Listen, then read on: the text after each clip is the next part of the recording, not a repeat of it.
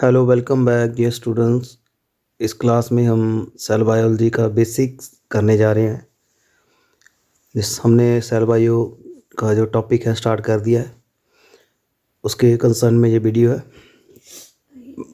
Cytology आपको पता है स्टडी ऑफ द सेल है। मॉर्फोलॉजी आपको पता है ऑर्गेनिज्म को स्टडी करना बाहर से। डेट इज मॉर्फोलॉजी में जो बाहरा स्ट्रक्चर जो देखा जाता है।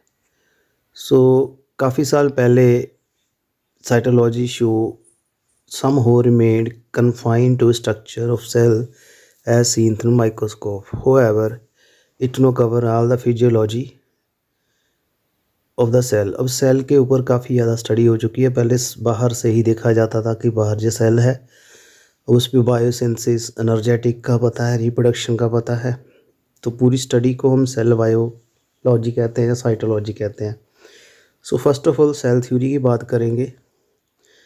साइंटिफिक डिस्कवरी अगर हम स्टार्टिंग से देखें तो स्टडी ऑफ सेल जो है काफ़ी साल तक जो था अराउंड 3.5 सेंचुरीज तक कन्फाइंड ही रहा, कोई इतनी स्टडी नहीं हुई।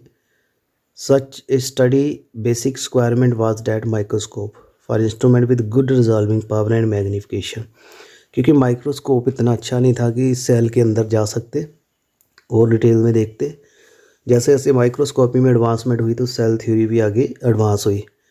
तो इसमें प्रिजर्व करना सेल को, सेक्शन काटना, स्टेनिंग करना, ये टेक्निक्स जैसे डेवलप हुई अच्छा और इम्प्रूव हुआ। टर्म जो सेल थी वो इंट्रोड्यूस की गई थी बाय रॉबर्ट हुक और उसने अपनी बुक लिखी थी माइक्रोग्राफिया।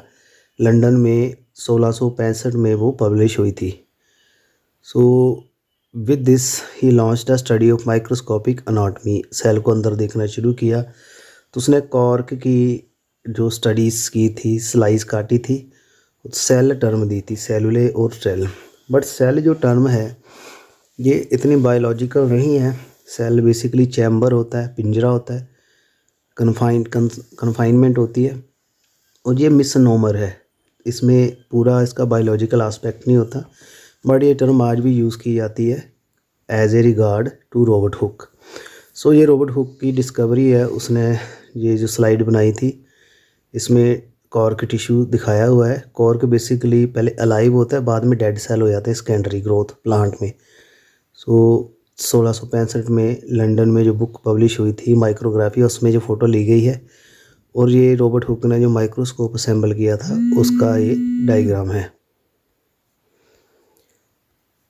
इसके बाद जो एंटोन वॉन लीवनहुक थे, ये उनकी तस्वीर दिखाई हुई है 9.3 डायग्राम में। उन्होंने वो डच के मर्चेंट थे। उन्हें माइक्रोस्कोपी उनकी एक हॉबी थी। माइक्रोस्कोप उन्होंने इन्वेंट भी किया था और उन्होंने स्टडी की थी sperm cell, bacteria, protozoan, RBC 1675 से 1680 तक। एंड उसने जो स्विमिंग क्रिएचर देखे स्लाइड में, इसको एनिमल्क्यूज कहा और अल्फोंसो कोटी थे 1772 में। और उन्होंने लिविंग मटेरियल देखा। एंड निवीना ग्रीव थे, उन्होंने 2 वॉल्यूम बुक के पब्लिश किए थे माइक्रोस्कोपिक प्लांट अनाटमी। उन्होंने फाउंडेशन ऑफ सेल कंसेप्ट यहाँ स्टडी की थी। That is cell is the unit structure of organism. Cell study जैसे आगे रैपिड हुई 19वीं सदी में और 1809 में लेमार्क आए थे। उसने कहा था no body can have life if its constituent part are not cellular tissue और not formed by cellular tissue. Cellular अगर टिश्यू नहीं है, लेमार्क कहता था कि कोई लाइफ नहीं हो सकती। उसके बाद डच के फ्रेंच के बायोलॉजिस्ट H.J. डेट्रॉट थे। उन्होंने 1824 में स्टेटमेंट दी थी कि all organic tissue are actually globular cell of exceeding smallness and which appear to be united only by simple adhesive force. 1831 में रॉबर्ट ब्राउन ने न्यूक्लियस स्टडी किया था ऑर्किड रूट सेल में और उसने काफ़ी और सेल भी फाउंड किए थे with limiting structure. Cell membrane देखी।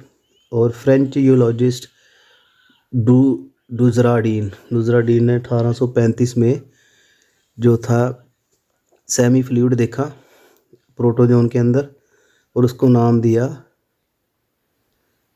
सारकोड, और सारकोड को पुरकिंजे ने प्रोटोप्लाज्म कहा था। और उसके बाद हुगो बोन मोहल आए थे, तो उन्होंने सेम टर्म यूज़ की थी स्लाइम लाइक सब्सटेंस के लिए जो कुछ प्लांट में मिलता है। और MJ सैचलिडन थे बॉटनिस्ट, उन्होंने कहा था कि all plant were composed of cell. और एंड ईयर लेटर 1829 में 3D सचवान ने एनिमल को कहा था कि सभी एनिमल्स में सेल होते हैं, और सचवान ने न्यूरॉन की सेल मेम्ब्रेन की भी स्टडी की थी। तो ऐसे जो सेल हाइपोथेसिस जो बना, और सेल थ्योरी जो बेसिकली है एक जनरलाइजेशन है बायोलॉजी में, और ये सैचलिडन एंड सचवान के अकॉर्डिंग है।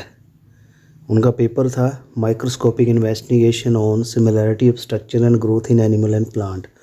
तो उसमें उनकी स्टेटमेंट थी all living cell are composed of minute unit, इसको सेल कहा, जो स्मॉलेस्ट एंटिटी है, लिविंग है वो।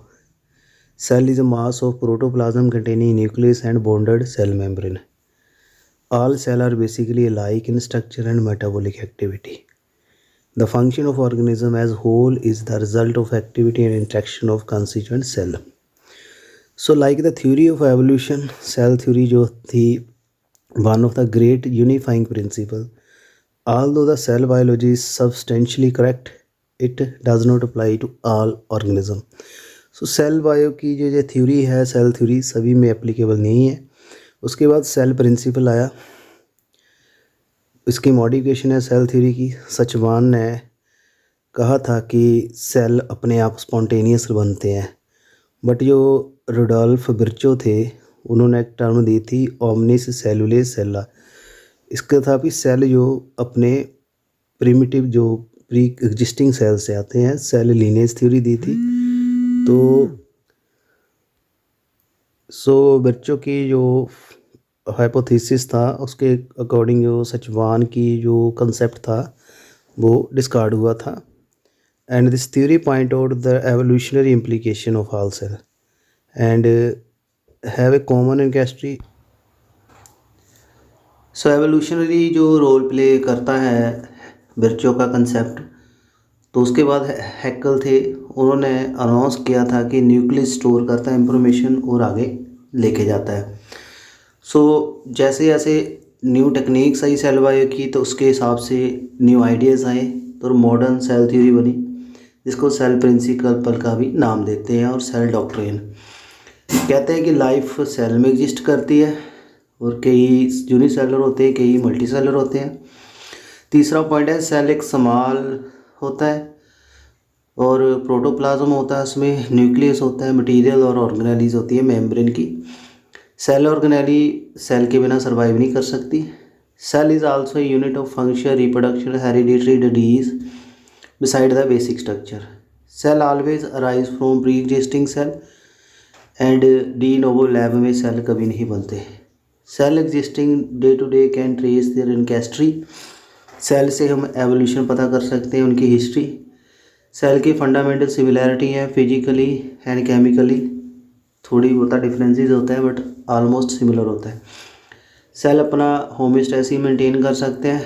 9th point, function of an organism as whole are the sum of activity and interaction of the constituent unit.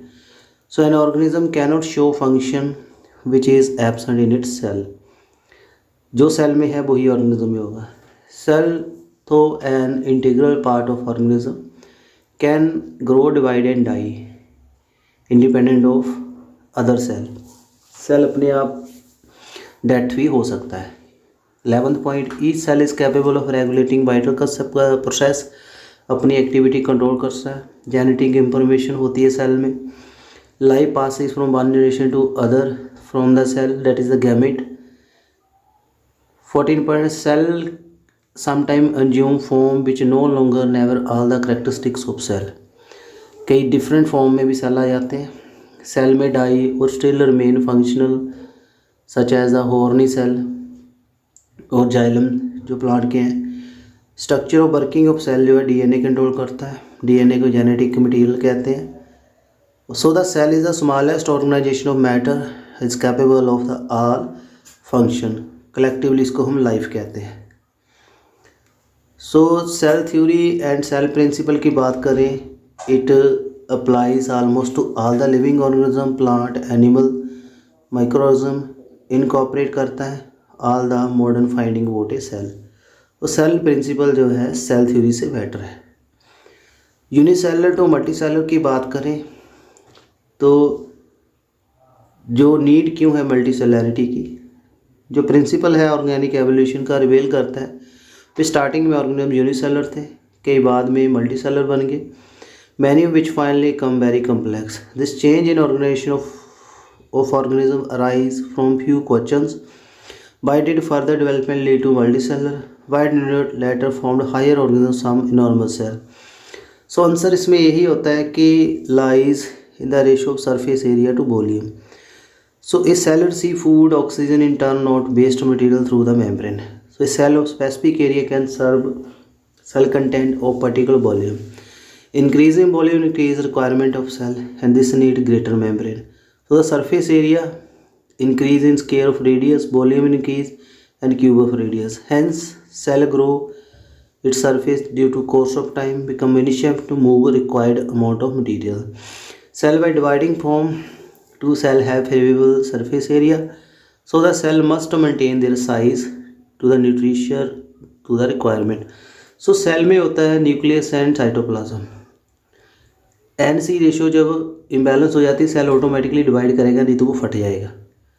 ज़्यादा एक cell ज़्यादा लंबे समय तक लोड नहीं ले सकता, तो इसलिए एक सेल के ऊपर ही सारा कुछ आ जाता है।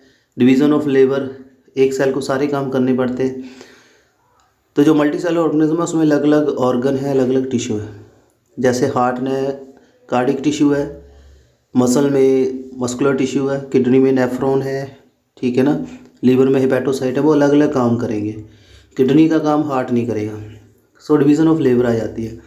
सो जैसे जैसे कम्प्लेक्सिटी आएगी ऑर्गेनिज्म का जो लाइफ स्पैन भी बढ़ेगा, उसमें ज़्यादा कम्प्लेक्सिटी आएगी। सो इस वजह से जो मल्टी सेलर थे वो ज़्यादा फ्लोरिश्ड हुए as compare to unicellular. So it was all about the cell theory and the cell principle. कैसा वीडियो लगा काइंडली कमेंट ज़रूर करिएगा और मिलते हैं नेक्स्ट टॉपिक में। Thank you very much for watching this video. Like, share and comment this video and subscribe our channel for more and more educational videos. Thank you and have a nice day.